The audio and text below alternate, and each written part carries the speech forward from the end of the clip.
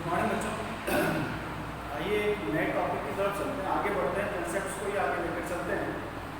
इसीलिए मैंने यहाँ पर टॉपिक का नाम दिया है फ्यू मोर बेसिक कंसेप्ट्स, यानी कि और कौन से बेसिक कंसेप्ट्स हैं जो हम नेशनल इनकम को पढ़ते समय ध्यान में रख सकते हैं।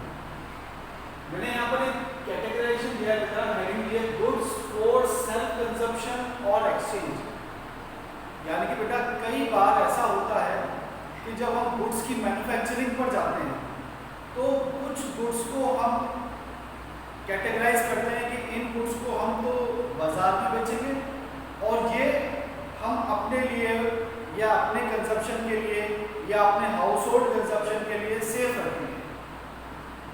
तो जो गुड्स बाजार में ट्रेड करने के लिए, सेल करने के लिए या एक्सचेंज करने के लिए रखे जाते हैं उन्हें कहा जाता है बेटा goods for exchange. while goods which are used for household consumption यानी कि for self consumption are known as goods for self consumption। अब इस टॉपिक को पढ़ाने का सेंस क्या है, क्यों पढ़ाया जा रहा है आपके टॉपिक? तो यहाँ पर आप लोग ये ध्यान रखिएगा कि whatever the goods are manufactured, जितने भी गुड्स हमने बनाए हैं, चाहे वो गुड्स आप एक्सचेंज पर्पस के लिए बनाए या सेल्फ कंजप्शन के लिए बनाए, दोनों तरह के गुड्स को नेशनल इनकम की काउंटिंग में कंसीडर किया जाता है। I repeat, both the goods either self consumption और exchange, both categories are included in the counting of national income. इस बात को मैं एक एग्जांपल के थ्रू भी बेटा आपको समझा सकता हूँ। जैसे for example a farmer grows 100 bags of wheat. एक किसान ने खेती की और उसने 100 बोरी अनाज को डेवलप किया। उस 100 बोरी में से उसने 70 बैग्स ऑफ व्हीट मार्केट में उसने सेल कर दिया और जो 30 बैग्स रिमेनिंग थे वो उसने अपने खुद के कंजप्शन के लिए, अपने परिवार की जरूरत को ध्यान में रखते हुए उसने अपने घर पर रखे। तो हम कहना ये चाहते हैं इस टॉपिक की मदद से कि चाहे उसने 70 बैग्स मार्केट में सेल कर दिए हों और 30 बैग्स आपने खुद के लिए रखे हों, तो नेशनल इनकम में 70 नहीं जाएगा। नेशनल इनकम की काउंटिंग में 100 बैग्स ऑफ व्हीट को कंसीडर किया जाएगा। एक इंपॉर्टेंट बात है। दूसरी इंपॉर्टेंट बात कि हमने एक कैटेगराइजेशन सीखा था बेटा इकोनॉमिक और नॉन इकोनॉमिक गुड्स का।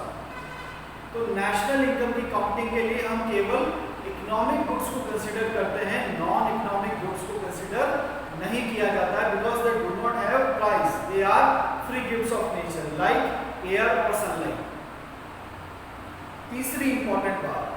तीसरी बात यह है कि एक कैटेगराइजेशन सीखा था हमने इंटरमीडिएट और फाइनल गुड्स का। So for the counting of goods in the national income only final goods are considered. यानी कि नेशनल इनकम की जब कैलकुलेशन की जाएगी तब केवल और केवल फाइनल गुड्स को कंसीडर किया जाएगा, इंटरमीडिएट गुड्स को नहीं। बात समझ रहे बेटा? Only value of final goods are considered and not intermediate goods. अब हम इसे कैसे पॉसिबल बनाते हैं? How we can make a judgment that only final goods are considered in the counting of national income and not intermediate goods, है ना? जैसे for example ऐसा कंसेप्ट क्यों बनाया गया है वो मैं आपको समझाने की कोशिश करता हूँ कि जैसे मान लीजिए हमने एक टेबल बनानी है। फॉर एग्जांपल हमें एक टेबल की मैन्युफैक्चरिंग करनी है और उस टेबल की मैन्युफैक्चरिंग के लिए किस चीज़ की जरूरत पड़ेगी? ऑब्वियस सी बात है बेटा, वुड की जरूरत पड़ेगी। आप उस वुड को जंगल से या मार्केट से या कहीं से भी आपने अरेंज किया 500 रुपीज़ में, ठीक है? 500 रुपीज़ में आपने वुड को अरेंज किया, आपने अपनी मेहनत को उसमें इन्वॉल्व किया, आपने टेबल का मैन्युफैक्चर किया और अब आपने क्या कर दिया, उसे मार्केट में आप 1000 रुपीज़ में उस टेबल को क्या कर रहे हैं, सोल्ड कर रहे हैं। तो अब ये क्वेश्चन उठता है कि जब नेशनल इनकम का कंसिडरेशन किया जाएगा, नेशनल इनकम की काउंटिंग की जाएगी, तो मैं किसे काउंट करूंगा नेशनल इनकम में? आइदर 1000 को या फिर मैं काउंट करूंगा 500 जो मैंने वुड को कंसीडर किया है। अगर मैं 1000 को कंसीडर करता हूं तो उस 1000 में क्या चीज इंक्लूड है? उस 1000 में उस वुड की कॉस्ट भी इन्वॉल्व है बच्चों। तो यानी कि एक ही चीज को दो बार काउंट किया जाएगा। यानी कि जब आपने वुड की कटिंग की और उसे मार्केट में सेल किया तो एक बार वुड वहां पर कंसीडर होगी, है ना। ध्यान से सुनिएगा, डबल काउंटिंग कैसे होगी। हमने फॉरेस्ट से वुड को कट किया और उसके लिए एक शॉप बनाई और वहां से हम वुड को क्या करते हैं, सेल करते हैं, लकड़ी को सेल करते हैं। तो 500 रुपए में हमने उस टेबल बनाने वाले को सेल किया, तो एक बार वुड की काउंटिंग वहां पर हो गई कि आपकी कितनी सेल हुई, 500 रुपए की सेल हुई। फिर उस फर्नीचर वाले ने क्या किया, उस वुड से टेबल को बनाया और 1000 रुपए में सेल कर दिया उसे। तो अगर मैं 1000 रुपए को ही वापस से कंसिडर कर लेता हूँ तो उस 1000 रुपए में उसको 500 रुपए भी तो इन्वॉल्व है बच्चों।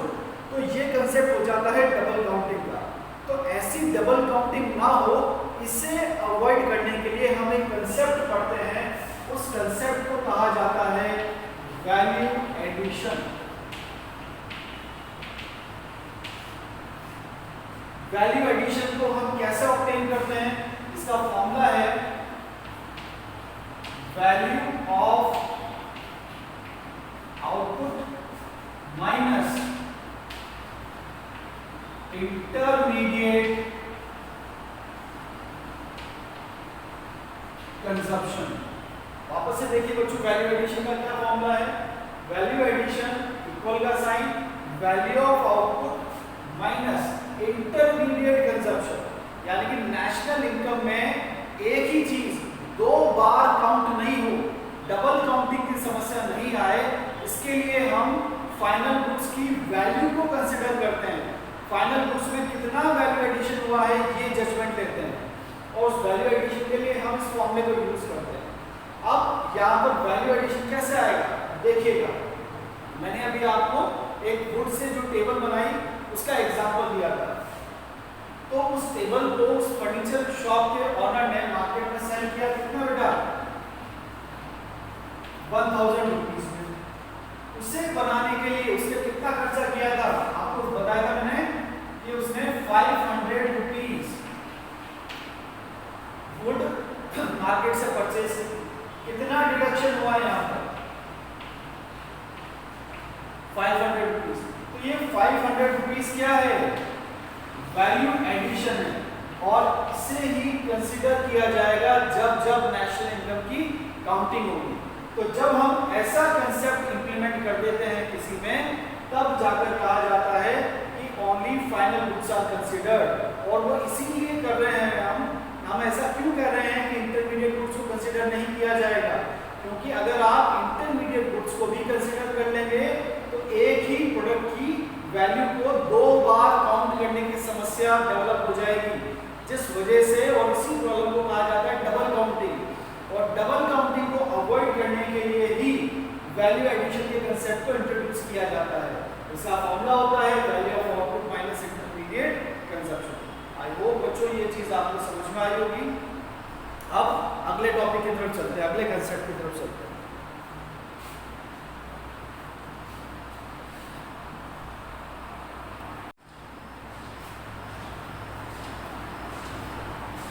आइए बच्चों अब एक और कंसेप्ट सीखते हैं, स्टॉक और फ्लो। स्टॉक और फ्लो क्या होता है बच्चों? Stock is that economic variable which is measured eight a point of time. यानी कि अगर किसी भी इकोनॉमिक वेरिएबल के कंसेप्ट को उसी समय ऑन द स्पॉट उसकी वैल्यू कितनी है, उसका अमाउंट कितना है, ये बताया जाए, तब इकोनॉमिक्स में उस कंसेप्ट को कहा जाता है stock. Flow, it is measured over a period of time. इतने समय में ये कितना हो जाएगा, इतने टाइम बाद इसका अमाउंट कितना होगा।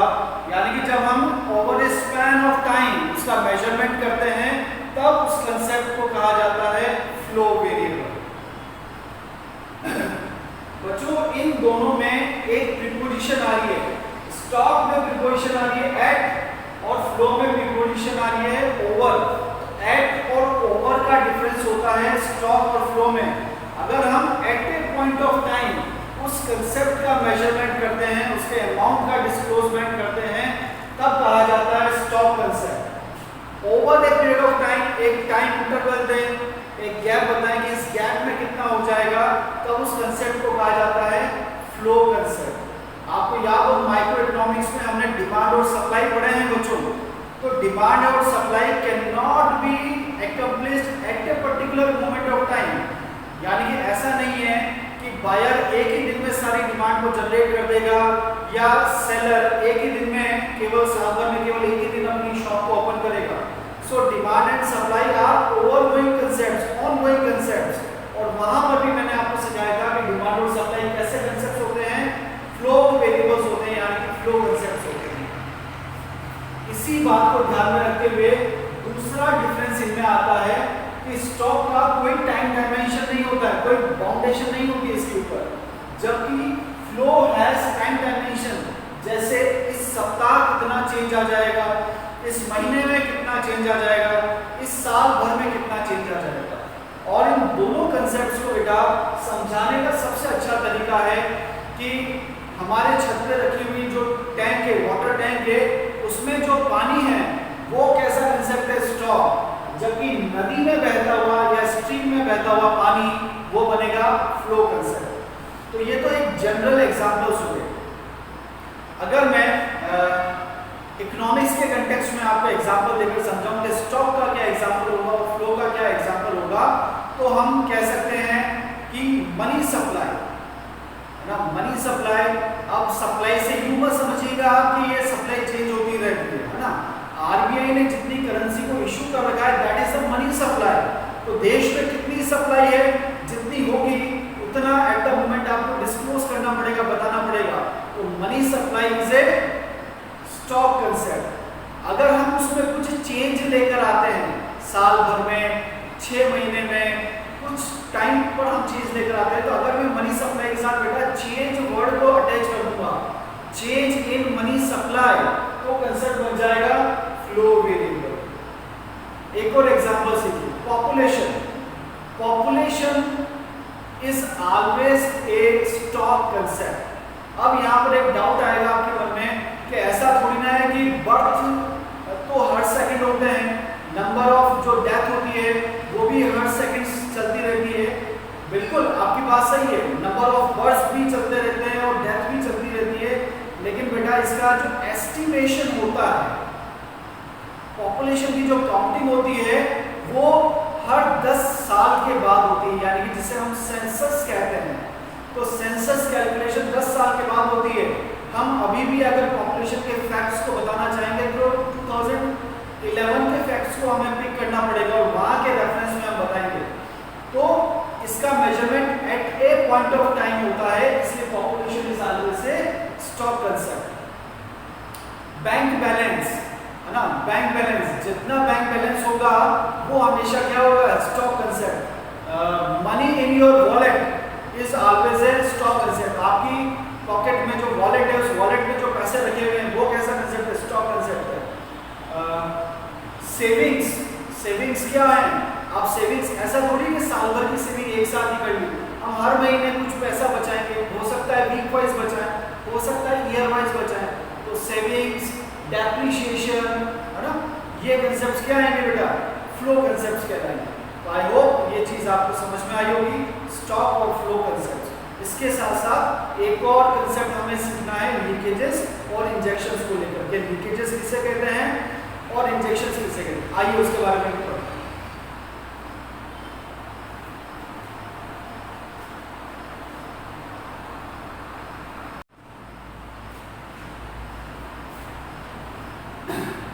चलिए बच्चों, अब हम बात करेंगे एक और बेसिक कंसेप्ट की, जिसे कहा जाता है लीकेजेस या इंजेक्शंस। तो लीकेजेस क्या होते हैं, इंजेक्शंस क्या होते हैं, इनके बारे में बात करते हैं बच्चों। लीकेजेस ऐसे इकोनॉमिक कंसेप्ट जो कि इकोनॉमी में गुड्स और सर्विसेज के फ्लो को डिक्रीज कर देते हैं। इसलिए हमने डेफिनेशन वाले पार्ट में भी लिखा है, इसका मीनिंग यही है कि those which reduces the flow of goods and services, यानी कि जिनके इन्वॉल्व होने की वजह से, जिनके इकोनॉमी में इंटरैक्ट करने की वजह से गुड्स और सर्विसेज का फ्लो या उनकी डिमांड कम हो जाती है, ऐसे इकोनॉमिक कंसेप्ट्स को लीकेजेस कहा जाता है और जिनकी वजह से इंक्रीज हो जाती है उन्हें इंजेक्शंस कहा जाता है। इसलिए इंजेक्शंस के लिए लिखा है हमने those which increases the flow of goods and services, यानी कि ऐसे इकोनॉमिक कंसेप्ट्स जो इकोनॉमी में गुड्स और सर्विसेज के फ्लो को इंक्रीज कर दें या डिमांड और सप्लाई को इंक्रीज कर दें, बूस्ट अप कर दें, उसे कहा जाएगा इंजेक्शंस। वैसे भी बेटा इसके नाम में ही इसका अर्थ भी छुपा हुआ है, लीकेज। जब भी कोई लीकेज होता है तो हमारे दिमाग में क्या होता है, आउटफ्लो होना, यानी कि बाहर की तरफ निकलना। तो जो भी चीज बाहर जाती है वो हमेशा इकोनॉमी को डाउन करती है। इंजेक्शंस, इनफ्लो होना, यानी कि कुछ भी बाहर से कुछ भी इंजेक्ट किया जाएगा जब इकोनॉमी में, उसे कुछ सप्लीमेंट दिया जाएगा, है ना, रिवाइवल पैकेज दिया जाएगा। जैसे अभी आपको याद हो कि कोविड-19 के टाइम पर हमारी इंडियन गवर्नमेंट की तरफ से अलग अलग इकोनॉमी के अलग अलग सेक्टर्स को रिवाइव करने के लिए, बूस्ट करने के लिए फाइनेंशियल पैकेजेस का अनाउंसमेंट हुआ था। तो ये फाइनेंशियल पैकेजेस का अनाउंसमेंट क्या कर रहा है, बाहर से इंजेक्ट किया जा रहा है ताकि आपकी इकोनॉमी ग्रो अप हो सके, वापस से उस लेवल पर आ सके। तो ऐसा कुछ भी फाइनेंशियल सपोर्ट जो बाहर से दिया जाए, इंजेक्ट किया जाए, वो इकोनॉमी में गुड्स और सर्विसेज के फ्लो को इंक्रीज कर देता है। इसी मीनिंग के बेस पर हमने इसका सेकंड डिफरेंस तैयार किया है, they put negative impact on the economy. क्यों कह रहे हैं हम negative impact, because they are hampering the economy, ये इकोनॉमी को नुकसान पहुंचा रहे हैं, इकोनॉमी में गुड्स और सर्विसेज के फ्लो को डिक्रीज कर रहे हैं। जबकि इसके लिए लिखा है हमने दे पुट पॉजिटिव इंपैक्ट, ये पॉजिटिव इंपैक्ट जनरेट करते हैं because they are increasing the demand of goods and services. अब बच्चों बात करते हैं कि ये तो बात हुई बुकिश नॉलेज, अब प्रैक्टिकली एग्जांपल देखते हैं कि ऐसी वो क्या इकोनॉमिक कांसेप्ट्स हैं जो लीकेज का काम करते हैं। तो लीकेजेस होते हैं बेटा तीन, एस, टी और एम। एस का मतलब होता है सेविंग। सेविंग होने से बच्चों पैसा हमारे पास रुक जाता है और बैंक्स में नहीं जा पाता है ना, या बैंक्स में भी होता है तो हम उसको रेस्ट्रिक्ट कर देते हैं कि इस पैसे का इस्तेमाल और कहीं नहीं किया जाए। तो जितनी ज्यादा सेविंग होती है उतना ज्यादा इकोनॉमी में मनी सर्कुलेट नहीं हो पाता है, यानी कि इन्वेस्टमेंट पर्पस के लिए हमारे फर्म्स को पैसा नहीं मिल पाता है, और अगर इन्वेस्टमेंट जितना नहीं होगा तो इकोनॉमी ग्रो नहीं कर पाएगी। सेकंड कंसेप्ट आता है बेटा टी। टी का मतलब यहाँ पर टैक्स से, टैक्स लगने से चाहे गुड्स हो वो भी महंगे हो जाते हैं, या इनकम टैक्स अगर बढ़ता है तो हमारी इनकम कम हो जाती है, यानी कि हमारी खरीदने की क्षमता कम हो जाती है, परचेजिंग पावर कम हो जाती है, जिस वजह से जो डिमांड होगी वो भी क्या होगी बेटा, कम होगी। तो सेकंड लेटर आ रहा है इसमें T, T stands for tax. M का मतलब होता है बेटा इंपोर्ट से। अब आप सोचेंगे कि सर इंपोर्ट्स की स्पेलिंग तो आई से स्टार्ट होती है, तो इंपोर्ट और एक्सपोर्ट के लिए दोनों के लिए सेकंड अल्फाबेट को कंसीडर किया जाता है। अगर मैं एक्सपोर्ट बोलूंगा तो एक्स लिखेंगे और इंपोर्ट कहा जाएगा तो एम लिखेंगे। इंपोर्ट्स, इंपोर्ट्स क्या होते हैं बेटा, वो चीजें जो हम किसी और देश से मंगाते हैं, तो देश से मंगाने पर क्या होगा, पेमेंट होगा, यानी कि पेमेंट आउटफ्लो है, हम किसी और नेशन को पेमेंट्स कर रहे हैं, तो मनी हमारे यहाँ से फ्लो होकर बाहर जा रहा है, तो ये भी एक तरह का हमारे लिए क्या है, लीकेज है। वही दूसरी तरफ अगर हम इंजेक्शंस के एग्जांपल पर आते हैं तो इंजेक्शंस होते हैं बेटा आई, जी और S. I stands for investment. जितना ज्यादा इन्वेस्टमेंट होता जाएगा, investment leads to chances of income generation, यानी कि इन्वेस्टमेंट से income generation, it leads to further capital formation. Second government expenditure. जब गवर्नमेंट अपनी तरफ से एक्सपेंडिचर करती है तब भी, ये अभी मैंने आपको जो कोविड-19 के टाइम पर फाइनेंशियल पैकेजेस के बारे में बात की थी, वो गवर्नमेंट एक्सपेंडिचर की कैटेगरी में ही आता है। थर्ड है बेटा एक्स। अब आप बताइए एक्स क्या है यहाँ पर, यस एक्सपोर्ट है। एक्सपोर्ट से क्या होती है बेटा, हमें रिसिप्ट्स आती है। रिसिप्ट्स क्या है, इनफ्लोज है, यानी कि देश में पैसा आ रहा है मतलब वो क्या चीज है, इंजेक्शंस है। तो जितना ज्यादा फॉरेन एक्सचेंज आएगा हमारे इकोनॉमी को उतना ही ज्यादा जंप मिलता चला जाएगा। तो इस तरह से